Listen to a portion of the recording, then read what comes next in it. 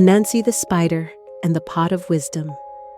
Once upon a time, long ago in a land where the baobab trees stretched their great arms toward the heavens and the rivers sang softly through golden grasslands, there lived a small spider named Anansi. Now, Anansi was no ordinary spider. He had 8 clever legs, 2 bright and twinkling eyes, and a mind as quick as a firefly's flash. He loved to tell stories, solve riddles, and make his friends laugh with his playful little tricks.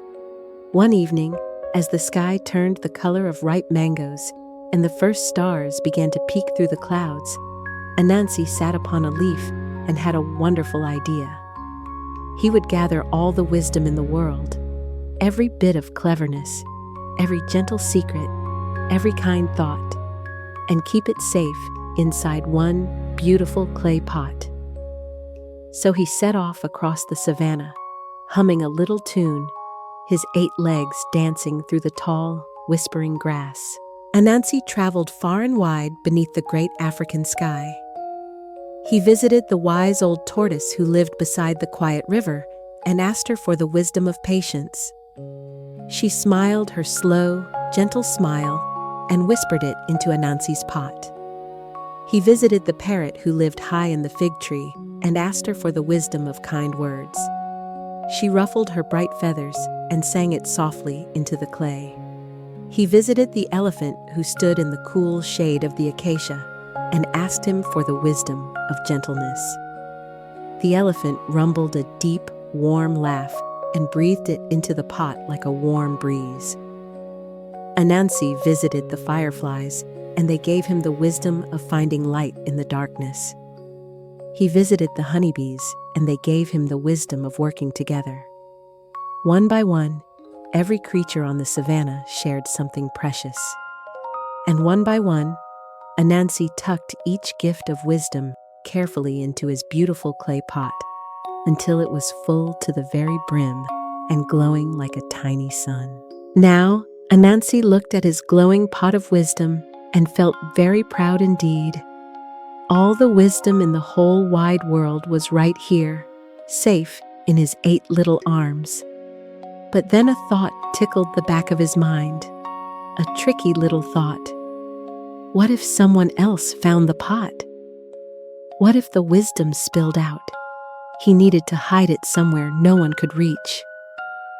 Anansi looked up at the tallest tree on the savannah, a great baobab that seemed to touch the moon itself. Its bark was silver in the starlight, and its branches spread like open arms. Yes, he decided, he would climb to the very top and hide the pot where only the stars could see it. So, Anansi tied the pot to his belly with a strong silk thread and began to climb. But oh, it was difficult. The pot bumped against the trunk. His legs slipped on the smooth bark. He climbed a little, then slid back down. He tried again and slid back down again. Poor Anansi huffed and puffed under the quiet, watching moon. Now, watching from below with big, curious eyes, was Anansi's youngest son, a tiny spider named Ntikuma.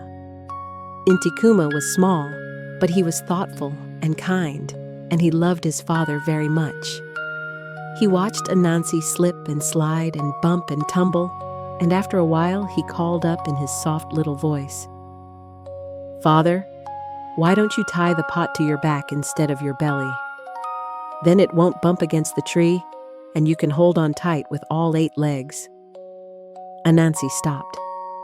He looked down at his son. He looked at the pot on his belly. He looked at the tree. And then he began to laugh. A warm, rolling, wonderful laugh that echoed across the moonlit savannah. His little son, who had no pot of wisdom at all, had just said the wisest thing Anansi had heard all night. Anansi laughed so hard that his silk thread loosened, and the beautiful clay pot slipped free. Down, down, down it tumbled through the branches, and when it landed softly on the mossy ground below, it tipped over gently, and all the wisdom spilled out like golden dust into the night air. The golden wisdom drifted on the warm evening breeze, floating over rivers and treetops, over hills and villages, over every corner of the wide, beautiful land. It settled like gentle rain upon every living creature, upon the lions sleeping in the tall grass, upon the fish gliding through quiet streams, upon the birds tucked snugly in their nests, and upon every child resting safe beneath the stars. And Anansi climbed back down from his tree, gathered little Intikuma into his arms, and smiled the biggest smile a spider has ever smiled. He understood now. Wisdom was never meant to be hidden away in a pot. Wisdom was meant to be shared, like a story told at bedtime, like a kind word whispered to a friend, like the starlight that belongs to everyone. And from that night on, Anansi became the greatest storyteller the world has ever known, sharing wisdom and wonder with all who would listen. And if you listen very carefully to the evening breeze, you can still hear his stories floating softly through the trees. And that, dear child, is the tale of Anansi and the pot of wisdom. Now close your eyes and rest. The Elephant's Child. Once upon a time, in the soft green heart of Africa, where the rivers moved slowly and the tall grasses swayed like sleepy dancers, there lived a young elephant. This little elephant was smaller than all the others in the herd. Her ears were round and wide, her eyes were dark and gentle, and her nose was short and soft, just like a button. But there was something very special about this little elephant. She was full of curiosity. She wanted to know everything about everything. Why did the stars blink? Where did the river go when it disappeared beyond the hills? What did the moon dream about when the sun came up? The older elephants would shake their great heads and say, "So many questions, little one." But the little elephant could not help it. Her heart was simply full of wonder. And every evening, as the sky turned from gold to violet to deep, quiet blue, she would stand at the edge of the watering hole and whisper her questions to the water, watching the ripples carry them away. One quiet evening, a silvery crane landed beside the little elephant at the watering hole. The crane folded her long, graceful wings and spoke in a voice like wind through reeds. "If you truly want to learn the great secrets of the world," she said softly, "you must visit the old crocodile who lives where the river bends, beneath the whispering willows. He has been here since the world was new, and he knows things that even the stars have forgotten." The little elephant felt a flutter of excitement in her chest, like a butterfly waking up. She thanked the crane, and the very next morning, when the mist still lay like a silver blanket over the grass, she set off along the river. The world was so quiet. The only sounds were her soft footsteps on the damp earth, the gentle hum of dragonflies, and the river murmuring beside her, as if telling her a story she could almost understand. The reeds bent gently as she passed. The morning dew sparkled on every leaf. At last, the little elephant came to the bend in the river, where the water moved in slow, dreamy circles, and the willows dipped their long fingers into the current. And there, resting on a smooth, sun-warmed stone, was the old crocodile. But he was not scary at all. His eyes were half closed and kind, and his skin sparkled with tiny droplets of water like 1,000 little jewels. He looked like the river itself had come to life. "Hello, little one," he said, and his voice was deep and slow, like stones rolling gently along the riverbed. "You have come a long way. What is it you wish to know?" The little elephant thought for a moment. She thought of all her many questions, and then she chose the one that mattered most. "I want to know," she said quietly, "what I am meant to become." The old crocodile smiled a slow, wide smile. He leaned forward, and very gently, he touched his nose to hers. "Come closer," he whispered. "Let me show you." And then something wonderful happened. As the old crocodile breathed softly upon her, the little elephant felt a warm, tingling feeling spreading through her whole body. It started in her heart and flowed all the way to the tip of her small nose. And slowly, gently, like a flower opening its petals to the morning sun, her nose began to grow. It stretched and stretched, longer and longer, until it became a beautiful, graceful trunk, strong enough to pull leaves from the tallest trees, gentle enough to pick a single flower, and long enough to reach the cool, sweet water of the deepest river. The little elephant blinked her dark eyes and looked at her reflection in the still water. She touched the surface with the tip of her new trunk, and tiny ripples spread outward in perfect circles, each one catching the light of the setting sun. She was not the same as before. She had grown, she had changed, and it was wonderful. "Thank you," she whispered to the old crocodile. He simply closed his eyes and smiled, already drifting back to his ancient, river-deep dreams. The little elephant walked home slowly through the cooling evening air.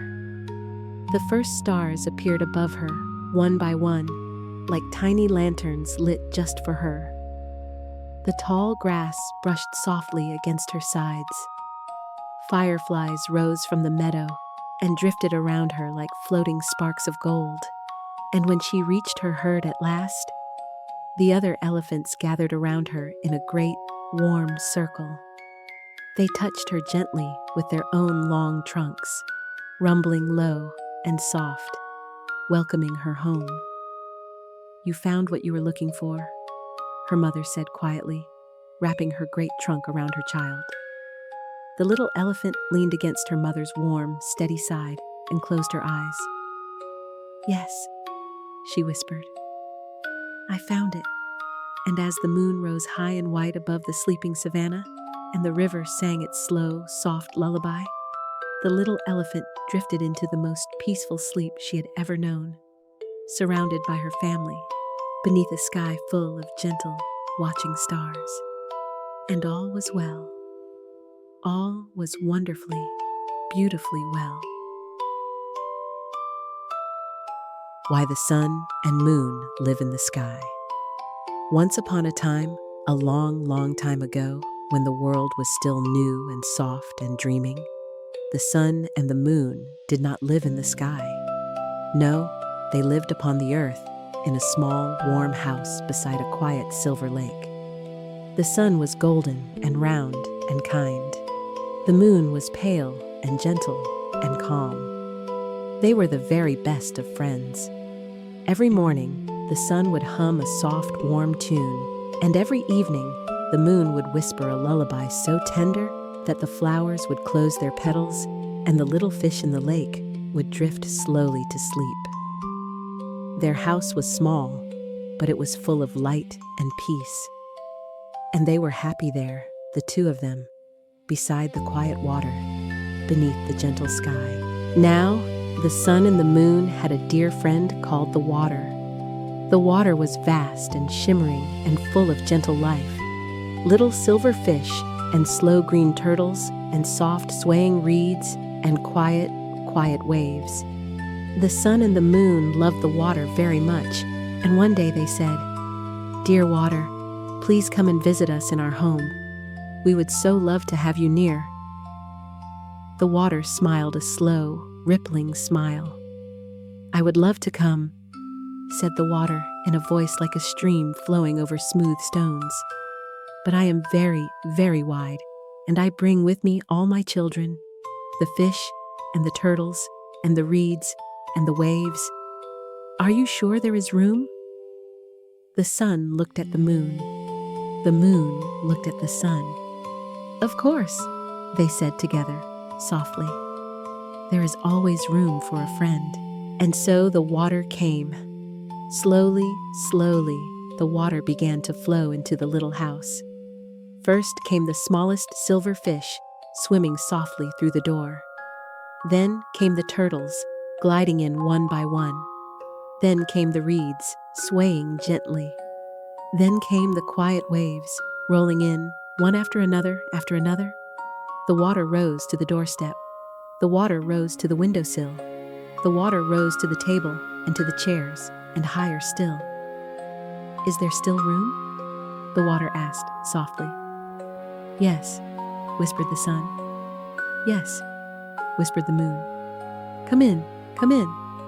And the water kept rising, slowly, slowly, gently, gently, higher and higher, past the shelves, past the ceiling beams, up and up and up. The water rose so high that the sun and the moon floated up through the roof of their little house, up through the cool evening air, and up, up, up into the wide, open sky. And there they stopped, and there they stayed. The sun looked down and saw the whole beautiful world spread out below. The rivers like silver ribbons, the forests like soft green blankets, the savanna glowing gold.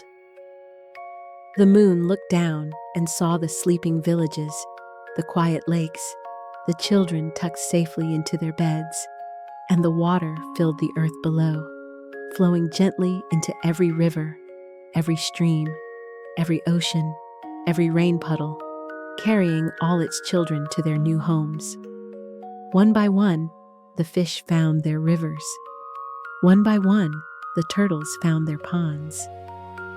One by one, the reeds found their shores. And everything was exactly where it was meant to be. And so it has been ever since. Every morning, the sun wakes gently and warms the world with golden light, watching over every river, every tree, every child at play.